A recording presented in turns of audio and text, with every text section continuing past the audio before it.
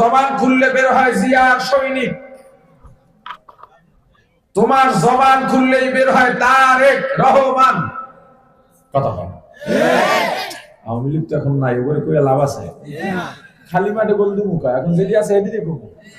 আর যে সময় আওয়ামী লীগ আছে সে সময় তো আওয়ামী লীগের কইছি, খুঁজা দেখো কোন বয়ান নাই যে আমি ওপরে কইনি। উপস্থিত নাই হেডারে নিয়ে কইয়া কোনো লাভ আছে?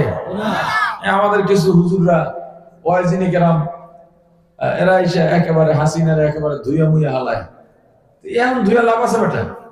ও তো গেছেই বলে এখন কইয়া কথা কয় না। যেগুলো আছে ওরাও কি সমাজে ওঠে? রাস্তায় উঠলেও কি মাথা উঁচু করে? নিচে করে থাকে। তো ওর বলে যে দুর্বল আছে তোমার সামনে, তার সামনে ক্ষমতা দেখায় লাভ কি?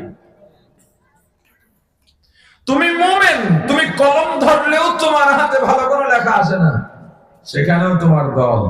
তুমি ফজর পড়ো নাই, সকালে ঘুম থেকে উঠছো 8টা 9টা 10টায়, কোনো কারণ নাই, কোনো ইস্যু নাই, কোনো প্রোগ্রাম নাই। ফেসবুকে নেতার একটা ভ্যাটকান্না ছবি দিয়া বলে নেতা আপনার পা চাটার জন্য আমার জিব্বা রেডি। অথচ তোমার দরকার ছিল তুমি মোমেন, তুমি ঘুমাইতে যাবা জিকিরের মাধ্যমে, ঘুম থেকে উঠবা জিকিরের মাধ্যমে, কাজ করবা জিকিরের মাধ্যমে, দোকানে বসবা জিকির থাকবে, খেতে যাইবা জিকির থাকবে, নদীতে যাইবা জিকির থাকবে। আজকে আমি আপনাদেরকে সহজ আমলের বয়ান করব, কষ্ট নেই।